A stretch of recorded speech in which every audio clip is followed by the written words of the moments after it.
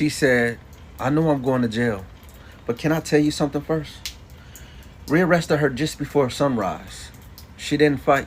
She didn't cry.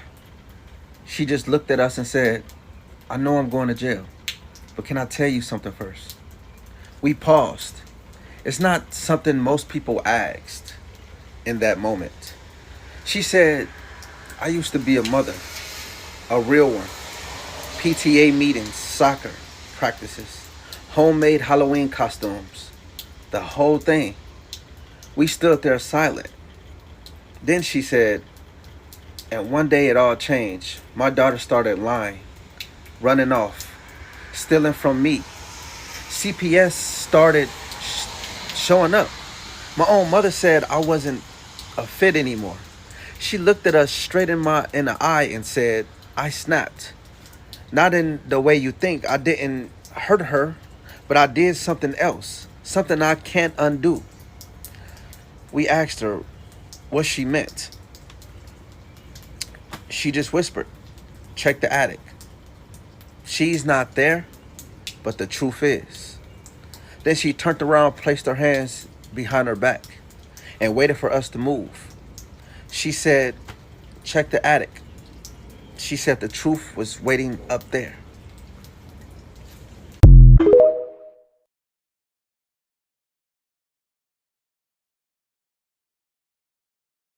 She said, I know I'm going to jail, but this is the part no one believes. We responded to a call about a woman trespassing at her ex-husband's house. She wasn't supposed to be there. They had a restraining order in place. When we got there, she didn't run. She was sitting on the steps, just holding something in her hands. One of us asked her if she had any weapons. She didn't. She said, I know I'm going to jail, but this is the part no one believes. We told her to go ahead and explain. She held up a baby monitor, said she left it running the day she moved out. And for the last 2 nights, it's been picking up a voice, whispering her daughter's name. She said she called her ex to ask if someone was in the house. He didn't believe her, said there's no monitor, no voices, and no one else lives there. But when she pulled up tonight, she said she saw the light in her daughter's old room turn off and someone closed the curtain. We didn't know what to make of it, but she looked us dead in the eye and said, you can arrest me, but someone is in that house and it's not him. Please check. We checked the room. What we found wasn't in the report.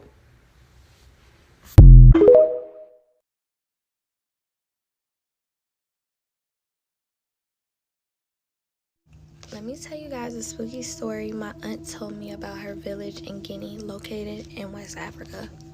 This story is about a young woman who wasn't what she seemed to be on the outside.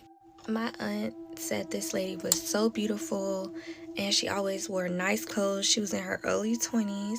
She was just so quiet, respectful, like all the men wanted her, but she just wasn't married or anything, which was weird around that time because in your 20s, in Guinea around that time, everybody was married, but she wasn't.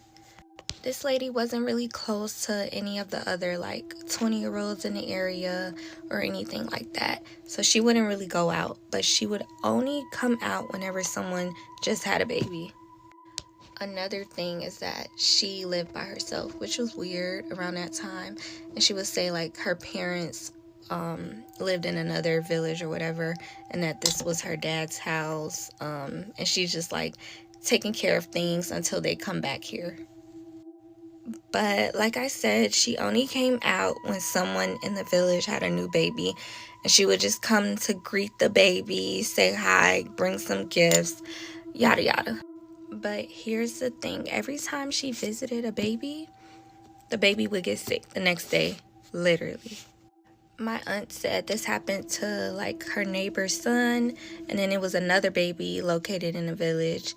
And then people in the town started whispering because it was like 3 kids now. Like, that's weird. So my aunt's family didn't really believe it. They just don't believe in like stuff like that. But my aunt believed it, and she was like terrified of the lady. But before she was just like, oh, this lady's so beautiful, da da da. But now she was like scared because everyone in the village is just talking. So, in the middle of this, my aunt's baby brother was like finally born, and the lady came to visit like she always does, and she was at the door. She was like, "I came to like bless the baby, bring gifts, you know, what she's used to doing." And my aunt begged her parents like, "Don't let her in, don't let her in. Y'all are hearing all this stuff." And her parents were just like, "No, like it's okay. We don't believe in that. Like that's not true." So they let the lady in, and literally that night, her little brother couldn't stop crying. He was hot. He wouldn't eat. Like, he was just like sick. So 2 days goes by, and the baby is still like sick, not eating, crying uncontrollably. Like, he's never acted like this before. So my aunt's parents called an elder from like another village. And when he came to see the baby, like prayed over the baby, and he told them what happened to the baby. So in the morning, when the baby felt better and everything, the elder told the family it was a witch that was coming after the baby, and she came after the baby because she was hungry. A witch was trying to like take your baby, but not physically, but they do it like in another way, which is why the baby gets sick and all of this. The elder told my aunt's family that the person who did this is a witch, and that she looks young on the outside, but she has a very old spirit. So then my aunt's family finally clocks it. It was the girl that they let in. Duh. My aunt was like so pissed that this happened to her baby brother. So she called up her friends, and they were like 12, like 13 at the time. And they made a plan to like go to the witch's house or whatever that day. So when they went there, it was nobody there. The place was empty, and they never seen that girl in the village again. And my aunt always says if someone is like super curious about your baby, always trust your gut, because not everyone means well. If you want more stories, let me know. I have so many stories from my family, and I feel like we're all like intuitive. We like see stuff. It's crazy. So let me know if y'all want some stories. Okay, y'all, story time about what the fuck happened to me last night. And I'm tripping out because this happened to me about 5 times already, and I don't know what the fuck to think of it. Like, I don't know how to take it. I'm stuck right now, and I cannot fucking stop thinking about that shit. That shit got my brain on lock. So last night, yeah, don't mind the hair. This shit is crazy right now, my bad, but yeah. Last night, me and my girls, we was eating dinner. It was already like what, 9, almost close to 10, and they came to my room because they was eating in the dining room. I was eating in my room watching a TV show. So they came to my room, and they was saying like they kept hearing like tapping noises and stuff on the window, and we live on the second floor. They kept saying they hear tapping noises on the window.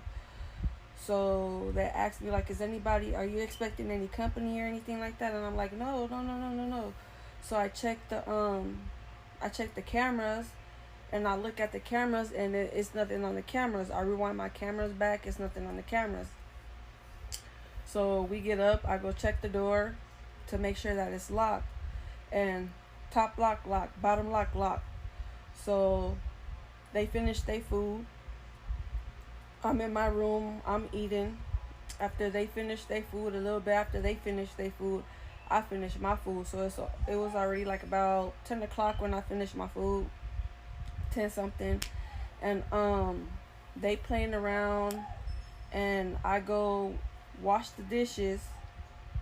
I go to wash the dishes. After I wash the dishes, I go put them to bed, and then I go put them to bed in their room, and then I go back to check my locks.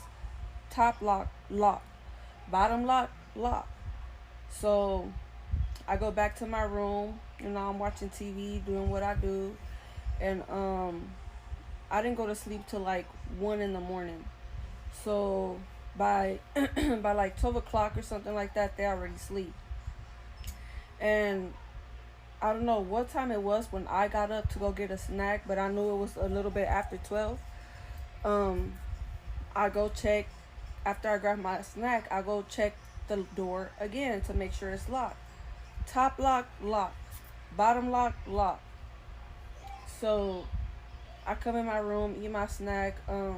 I get up, go to the bathroom, brush my teeth, lay back down, go to sleep. And I know for a fact my door is locked. Both locks of my door are locked because I specifically checked that shit 3 to 4 times. Like I said. So I get up in the morning. It's like 9 a.m., close to 10 a.m. I get up in the morning. I get in the shower, get dressed.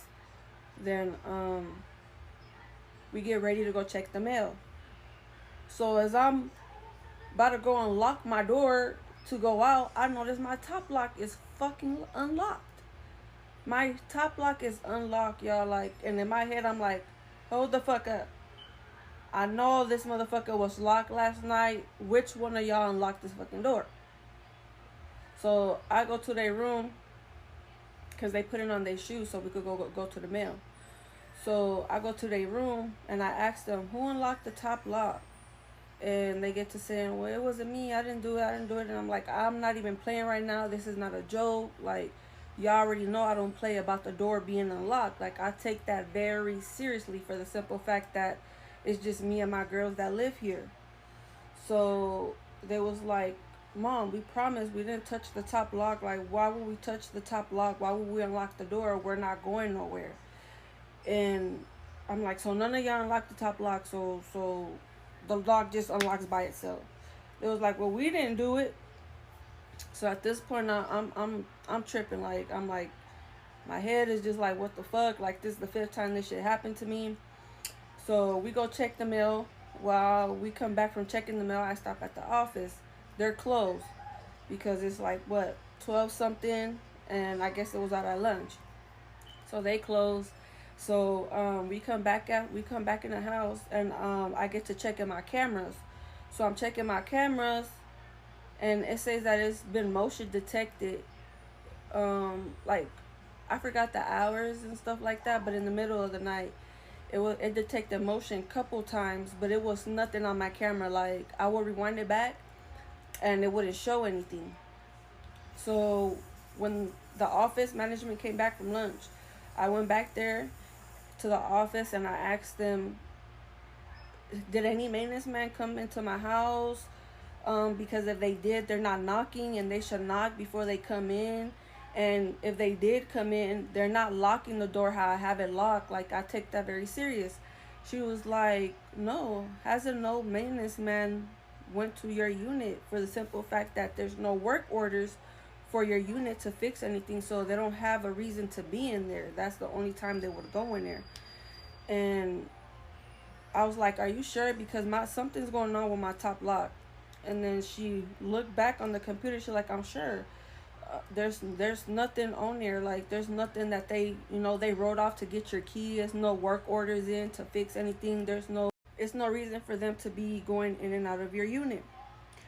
So I asked them, when you guys move people out and move new people in, do you guys change the locks to the door? And she was like, absolutely, we do.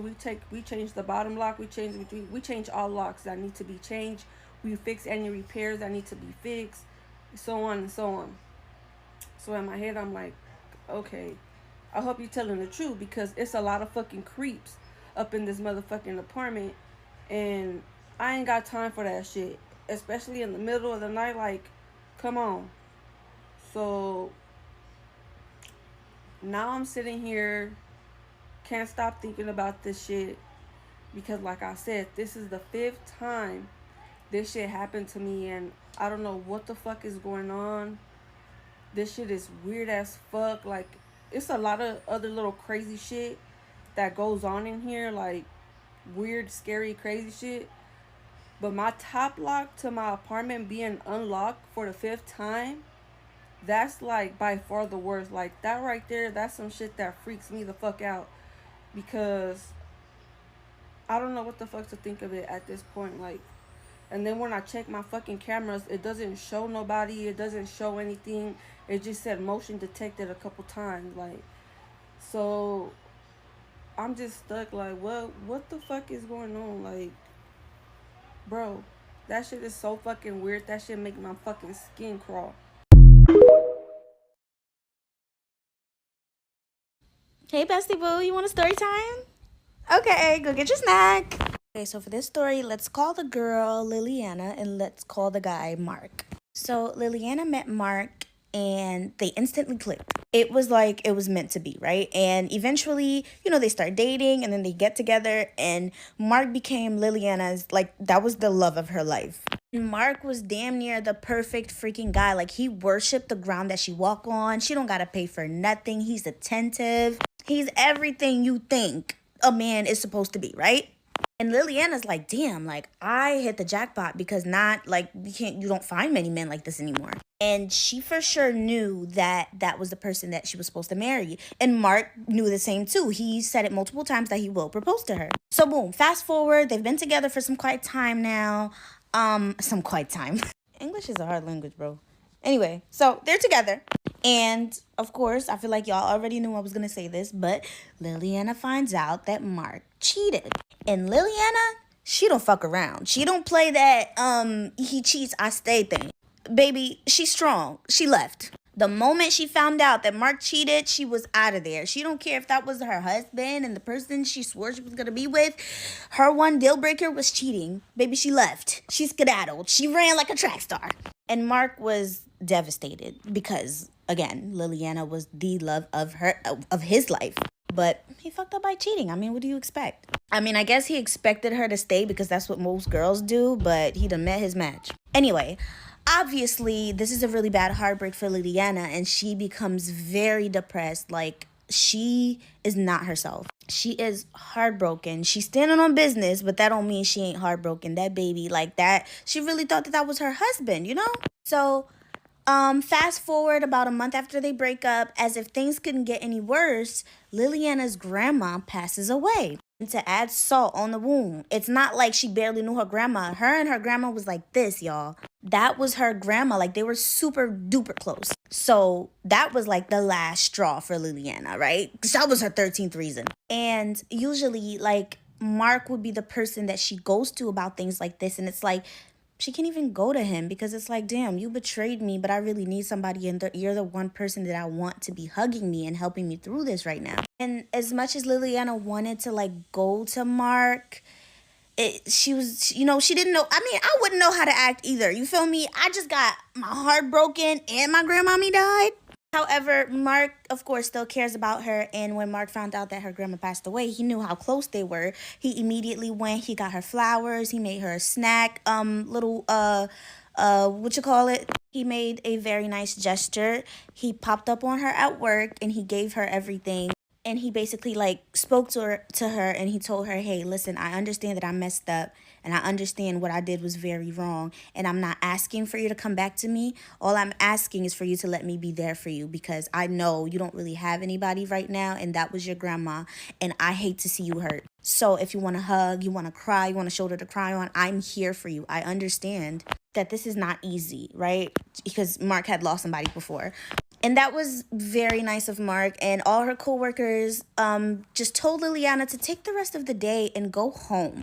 They even had offered her to not come back to work and to just take time to grieve for a little bit. But Liliana wanted to keep herself occupied. That was her way of grieving, I guess. Some people just needs to keep busy so that they don't think about it. And so all her coworkers were like, girl, take the day off. Go rest. Go sleep. Go do something fun. Do whatever. And Mark told her, like, if you take the rest of the day off, I have the rest of the day planned for us. Like, I will take you wherever you want to go eat. We can do fun activities. And that's exactly what they did. Mark took her out to eat to her favorite restaurant. They went bowling. And it did help her a little bit.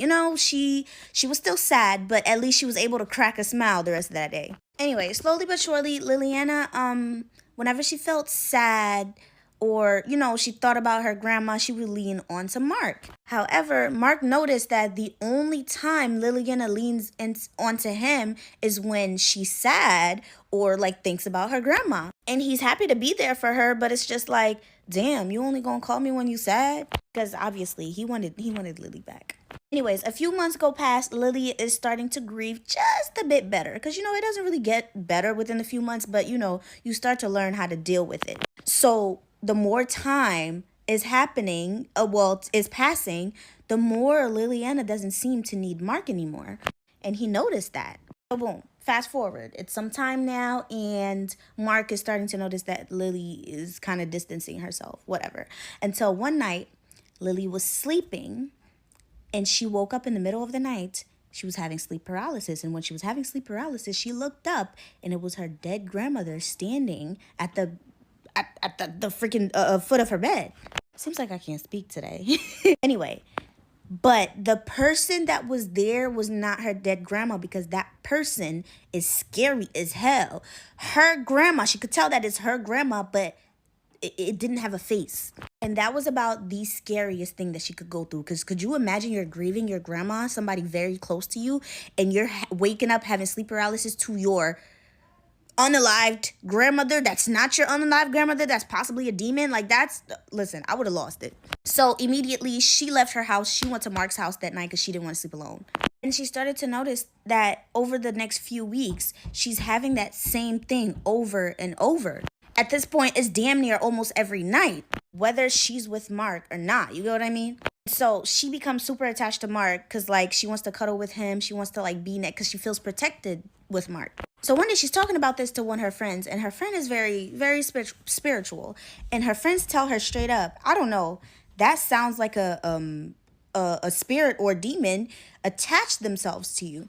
So the friend is like, I know you go to the grave a lot to see or talk to your grandmother, and that's what spirits do. They see you, they see the vulnerability in you, and they attach themselves to you and take the image of what means the most to you. So the friend is like, hey, we need to go to somebody to help you cleanse or unattach yourself from whatever spirit that caught you lacking while you was visiting your grandma. So that's what they did. The friend found somebody. He's kind of like a voodoo priest, but not really, but like kind of. Anyways, they go to him. And when they first get there, they explain to him the whole situation. And he assumed just as much. He's like, yeah, there's probably a spirit from the grave that probably attached itself. They see how hurt you are, because that's what they do. So they do a little cleansing ritual, and they do what they got to do. And in the middle of the whole ritual, the guy looks at her like, oh. So Liliana's like, what happened? What kind of spirit is it? Come to find out, y'all, it was Mark the whole time. Mark started to notice that Liliana don't really need him that much anymore. So he started doing black magic on her so that she can need him.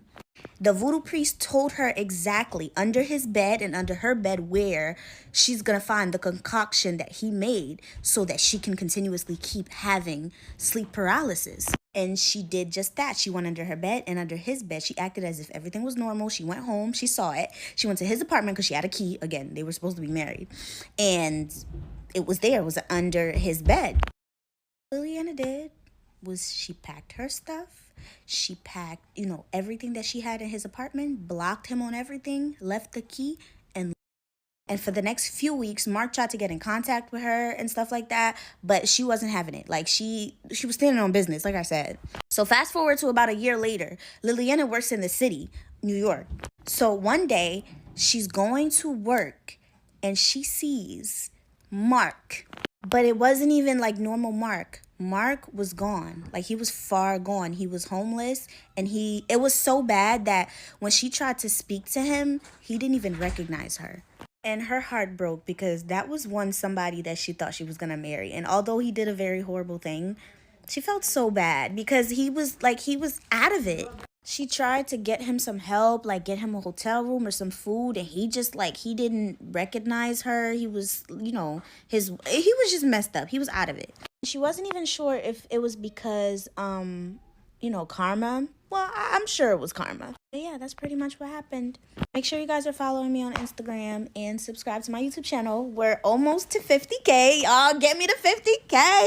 Also, I don't know why I never did that before, but I started doing story promos. So if you have a small business or a brand that you would like to promote, I started doing story promos now. So yeah, no more snacks for you for the rest of the day. You've had enough.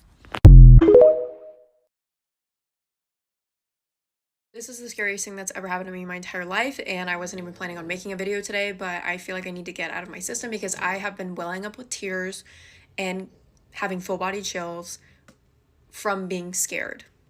If you know me in real life, that never happens to me, so I feel like I just need to get out of my system. So this is that story. This happened 4 years ago. I was a freshman in college and I was talking to this boy at the time, and he caught me when I was coming home for the weekend from college, and he asked if he could take me stargazing. I say yes, he picks me up. It's maybe 11, 12 o'clock at night. He drives me to the state park specifically because I had never been before. And specific to note about this state park next to my hometown, it isn't, when I say in the middle of nowhere, I legitimately mean in the middle of nowhere. The closest gas station is like multiple miles away. Nobody lives near there.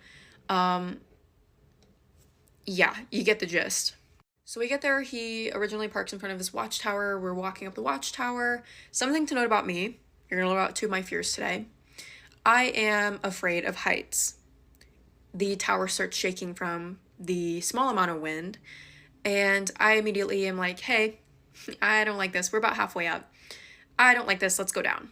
So he's like, okay, I actually thought you might be scared, so I have an alternate way for us to go look at the stars, but we have to walk through the woods. Usually, and before I get any comments about that, I know, okay? I know. The only reason why I went is because he was like, it's like a minute and a half through the woods. Perfect, a minute and a half, no worries. I shouldn't have listened to him because it was a 10-minute walk, if not more. It is so dark in those effing woods that you cannot even see your hand in front of your face. I'm walking through the woods, I'm doing fine. My other fear is the dark. Okay, I'm a full-grown woman. I am exponentially scared of the dark. Like, unrealistically scared of the dark. We're walking, we hit a fence, and not just any fence, a barbed wire fence. By this time, my eyes are fully adjusted in the dark, and out in the distance, I can see a barn. Right next to the barn, I see a big silo, and if you don't know what a silo is, it's just this big metal structure that holds corn where I'm from. A lot of farmers have them, and I immediately ask him, is this someone's land? He doesn't really answer me, and I'm like, no, seriously, is this someone's land? Because I'm not going to get shot tonight. Because where I'm from, they're not going to ask you on their 5 acres of land what you're doing on their land. They're just going to shoot you because they don't know who you are at midnight, 1 o'clock in the morning. Or I guess what you are. So finally he tells me it's someone's land, and I'm like, I'm not trespassing on someone's land. Like, no thanks. 3 strikes and you're out. I've walked through the woods. I have tried to conquer my fear of heights, and I'm walking in the dark. No. This is no. So finally he's like, okay, fine. Like, we'll go back to the car and I'll drive you home. As we're walking, I don't know what it was. The hair on the back of my neck suddenly stood up. I start to feel like someone is watching me. And all my girlies with anxiety like me, you know what I'm talking about. But this was different. This was different. This was like burning 2 holes in the back of my head because they're staring so hard. And it was so bad that I kept turning around and there was literally no one there. My eyes are fully adjusted at this point. There is no one there that I can see. And I start walking so close to this dude that I'm flat tiring his shoes, which means I'm like stepping on the back of his shoes every couple of steps, and he's getting super mad at me. But eventually I just grab his arm and I say, there is something out here with us. And I made sure to whisper it because at the end of the day, if there is a living human being out there, I don't want them knowing that I feel like something is wrong. And number 2, it was really quiet out there, like deafeningly silent. And he immediately tells me like, Elena, it's okay. Like, your anxiety, it's okay. I understand that you're scared of the dark, but everything's gonna be fine. Like, there's no one else out here. There's no other cars. Everything's gonna be fine. We take probably 3 steps and start to hear rustling. And immediately, this is when my breath literally is taken away. Like, I'm like, I can't breathe. And again, he's like rubbing my back and he's like, it's okay. Like, there is seriously no one else out here. You're gonna be fine. We're walking for maybe a minute. We were flashlights out. From our right, a rock doesn't tumble out. It is thrown out into the middle of the path that we're walking. I mean, like, right in front of us. Like, someone threw it. This was a game time decision, right? Right. I left him in the woods. I ran so fast, I left him in the woods. I have never ran faster in my entire life. In all my running girlies, I ran for a minute. Sprinted for a minute. I get to his car and I'm trying the door handles and I immediately am going through all these scenarios. I'm like, what am I gonna do if if there is a person in the woods? So I'm trying the door handles. I'm going to like literally every door and all of them are locked. And all of a sudden I hear him giggling and like jogging out of the forest. And he was like, that rabbit really scared me. A rabbit? And I probably look disgusting at this point, but I legitimately lost my mind on him. I was like, since when do rabbits pick up rocks and throw them at people? Since when has that ever happened? But anyways, we get in the car, we drive off. The whole time I'm asking him, what do you think that was? What do you think that was? Do you think that was a real person? Do you think that was a ghost? What was that? And I don't think he took me very seriously at the time because he was like, whatever. Needless to say, I never talked to him ever again. And now I will elaborate on why it's so scary to me. I don't think that was paranormal by any means. Because when you experience something paranormal, it's almost like an instantaneous thought, right? You're trying to rationalize. You're trying to go through the scenarios in your head on how it is possible that that happened. This was different. I have never felt so fearful in my entire life. And let me ask you this. When you get home late at night, maybe after a night out, or when you get home from work, school, etc., what do you think you're going to see when you turn the light on in your room? Probably some decor, probably your bed, your desk, maybe a pet lives there, I don't know. But you anticipate on what you're going to see because you're prepared for what you're going to see. I'm not comparing bedrooms in the woods, but I was not anticipating someone else to be out there because there's no cars out there. There was no way for someone to get out there if they didn't get there before the sun went down, if you catch my drift. And I think there's something, at the end of the day, there is something so deeply frightening about knowing someone was watching you the whole time. And there is something equally as frightening knowing you never saw them. And then you have to think about a plethora of things. Like, why was that person following 2 teenagers in the woods without making their presence known? How did that person get out into the middle of the woods in the middle of the night? I left a key part of the effing story out. When we got there and we got our little pass, the state trooper or whoever was working there told us that we were the last people going in. So be that as you may, moral of the story, you never know.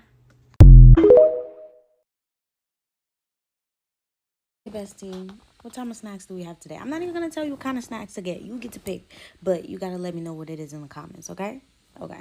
So this story time is actually it's not gonna be that long, but I feel like it's a pretty good one. And please, not too much on my lashes, because y'all know when I decide to be a baddie, I'm the baddest. Act like y'all know. Anyway, so this story submission is from a guy. Let's call him James. So James had just driven his daughter to college. Her college was about maybe 3 hours away. So he dropped his daughter off at college and he's just taking the trip back, you know? So it's about like a 3-hour drive back. So on his way driving back, he's driving through this empty road. It was getting kind of dark. The road was very, very empty. Anyway, so he's driving, and as he's driving, he noticed there's a woman standing on this damn near abandoned road. She has like a thumbs up, like she's hitchhiking, right? And for a second, stranger danger came to his mind, and he got kind of spooked. But he's like, what if this woman really needs help? Like, I can't know that this woman needs help. It's about to get dark. This is an abandoned road. I can't know that this girl needs help and I can't help her. So he decides to do the right thing. He pulls over, he pulls down the window, and he asks her, hey ma'am, do you need help? Are you okay? Is everything okay? Did your car break down? And it seemed like she didn't really speak English, but ultimately she was asking him for a ride. So he asked her, like, where are you going? And she hands him this little piece of paper with an address on it. And when he put the address in his GPS, it's not bad. It's about an hour from where he's at. His house is 2, so it's on the way there. So he tells her, okay, I'll take you to the address. He doesn't know, he don't know. She don't speak English. He's trying to help. So boom, she gets in the back seat and, she doesn't really speak much. He tries to make conversation, but because of the language barrier, they can't really communicate.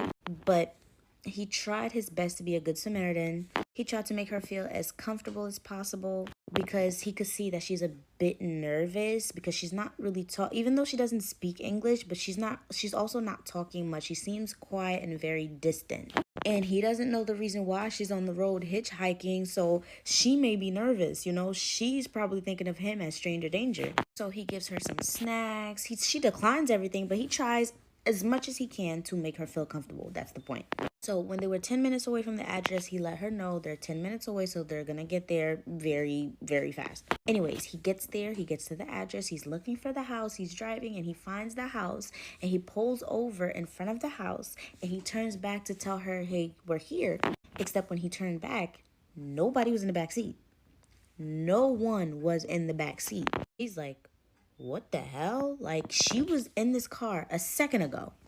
He's getting out the car. He's looking around the car as if she would just be hiding somewhere. And he genuinely feels like he's going freaking nuts. This girl was just in his back seat and he just can't believe what's happening. But he still gets to the address. And that kind of reassures him a little bit because he's like, okay, I'm not crazy because I came to this address. That's what the address said. And he's still holding the piece of paper with the address. So he goes up to the house. He knocks on the door. And this older lady comes out and greets him. And he basically says to the lady, like, this is going to sound so weird, but this young lady just asked me for a ride. She gave me this piece of paper with this address on it to drop her off here. But when we got here, she was nowhere to be found. She didn't exit the car, but she was in, like, he just sounded crazy. So the older lady, like, what did the young lady look like? So he basically gives her a physical, like, description of what the girl looked like. And the moment he starts doing that, she starts tearing up. So he's like, ma'am, why are you crying? She invites him inside. He sits down, which I really think that that's a crazy thing to do after what just happened. I would have never went inside because I don't know what kind of trap this is, like, whatever. But he did it. He went inside and the older lady comes out with like a photo album and shows him a picture. And she basically asked him, like, is this the girl you're talking about? He's like, yes, that's the girl that was in my back seat. Except she was wearing something else. She was wearing this cute little nice white dress. And the older lady just instantly started crying. And come to find out, that was her daughter that passed away on that same road that he was on 20 years ago. 20 years ago, y'all, she passed away. And yeah, that was just like a what the fuck moment for him. And that's really something that stuck with him because it's like, dang, how do you even explain this to somebody, And so he said that he feels validated on my page, so he knows a lot of people are going to believe him. Until this day, he doesn't know why that young lady chose him. And it wasn't necessarily a bad thing either. Like, his life didn't get bad after. It was just one weird experience that he had. And I thought I'd share it with you guys because I feel like in a way it's kind of sweet, Anyways, make sure you guys are following me on Instagram and subscribing to my YouTube channel just in case, they're taking this thing away, this app. I really hope they don't because I heard actually the CEO of TikTok just did a meeting with Donald Trump. So we'll see what comes out of that. Until then, put your snack away. You're getting big.